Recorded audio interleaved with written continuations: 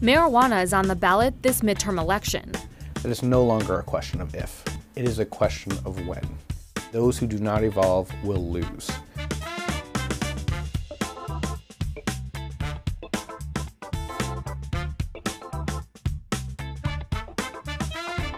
Voters in 4 states are considering initiatives that could legalize marijuana in some form.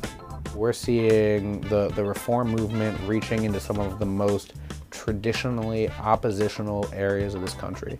More Americans support marijuana's legalization now than ever before, according to a recent Gallup poll. 31 states and D.C. already legalize weed to some degree, but that number could grow come November 6th. Here's a look at what marijuana initiatives are at play in North Dakota, Missouri, Utah, and Michigan. North Dakota will vote to legalize recreational marijuana. If Measure 3 passed, it would have a significant impact on the justice system, removing all criminal and civil penalties for the possession, consumption, and cultivation of marijuana.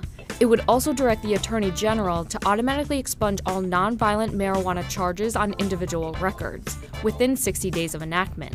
That could affect up to 117,000 people in the state. It would be the most comprehensive restorative justice ballot initiative ever passed.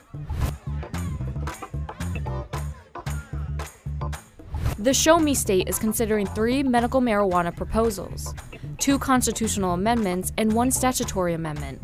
Because there are 3 different proposals, the vote could split. In that case, the proposal with the most yes votes wins.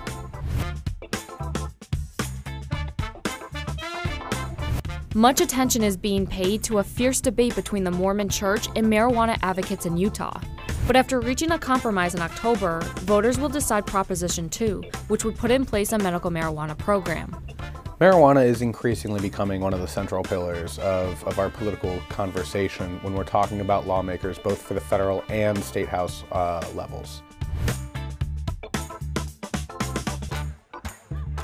Medical marijuana was legalized in Michigan a decade ago, but now the state will vote on Proposal 1, which would regulate cannabis similarly to alcohol. It would include aspects for commercialization through micro-licensing to incentivize small businesses and entrepreneurs to be able to share in the economic benefits of legalization. The legislation calls for a 10% tax on weed that would help fund schools and roads. But one organization believes marijuana's legalization will do more harm than good. Why not take a look at what's really going to happen if this were passed, and that is a lot more people, a lot more folks who drive on those roads are going to be in danger and are going to need help long term. Opposition isn't backing down, even though current polling suggests the initiative will pass. In the last quarter alone, Healthy and Productive Michigan funneled more than $1 million against the ballot.